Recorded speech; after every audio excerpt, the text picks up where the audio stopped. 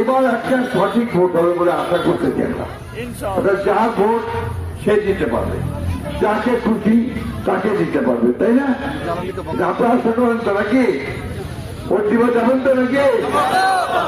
কথা করিও হয়তো ভোট দিতে যাবেন তো? একদিন পর একটা সুযোগ আছে, মা বোনেরা যাবেন তো ইনশাআল্লাহ। এবার ভোটটা আমরা একটু অন্যরকম হচ্ছে। অন্যান্য বার এই এলাকায় আমার খালি দৌড়াদৌড়ি, নৌকা ধানের শীষ, নৌকা ধানের শীষ, তাই না? মনে আছে?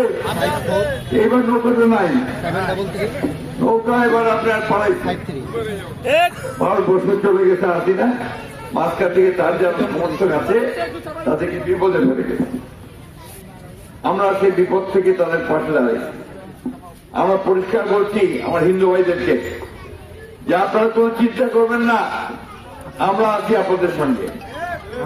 যারা অন্যায় করছে তাদের শুধু শাস্তি হবে, যারা অন্যায় করেনি সাধারণ মানুষ তাদেরকে আমরা আমাদের বুকের মধ্যে রেখে আসবো।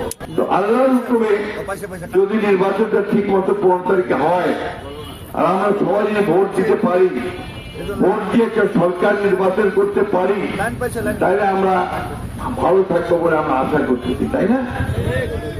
আমি তো পুরানা আপনাদের, তাই না? নতুন নাকি? পুরাতন তো। তোমার মার্কাতে কি করেননি? আরেকবার করবে হবে তো। আমি তো আপনাদের পরিচিত, আমি আপনাদের সঙ্গে দীর্ঘকাল ধরে 91 সাল থেকে এখানে নির্বাচন করতেছি এবং কখনো জিতেছি কখনো হেরেছি, তাই না? আর যখন সরকারের ছিলাম 2001 থেকে 2006 পর্যন্ত, সেই সময় এলাকায় কিছু কাজ আমি করার চেষ্টা করি।